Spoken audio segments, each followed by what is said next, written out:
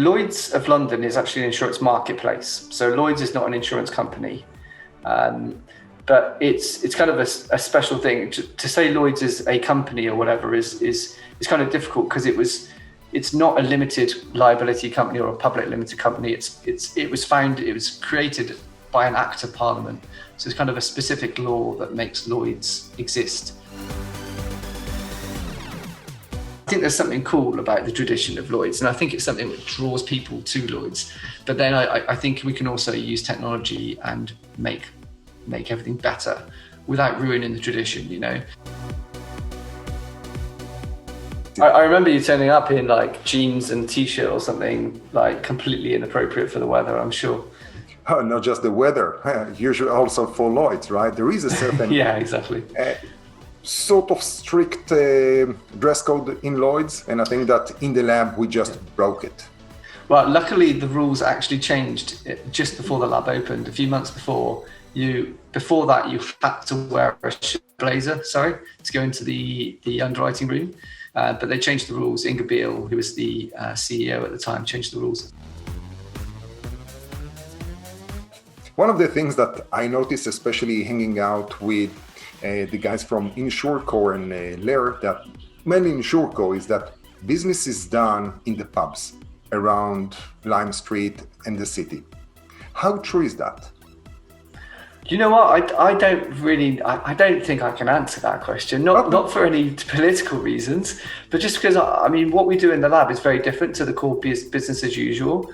And I think the market is tens of thousands of people all in all. And I'm sure there are plenty of people that would just do all the business in the pub. I'm sure that is the case. I can't say it is because I never witnessed it personally. The east end of the city, of the square mile, EC3 is the postcode. That is just insurance. Like every building basically has got something to do with insurance. So yeah, it's kind of the place to be. You can walk from the Lloyd's building to any one of dozens of insurers or brokers within like 5 minutes. So yeah, that is the heart of insurance. I'd say heart of insurance in London, and one of the hearts of insurance in the world, clearly. COVID meant we had to go online, and actually it worked much better than I would have expected. We found that mentor meetings were really effective because everyone turned up on time because everyone was just going from Zoom meeting to Zoom meeting. So it actually meant that the mentor meetings worked really well and the quality of connection was really good. So that was fantastic. But what we missed was the random interactions we'd get in the lab space, the physical lab space. So cohort 6 is going to run in spring, summer this year. Applications. Oh, that's cool. That's when it runs. Yeah, applications close on 22nd of Feb.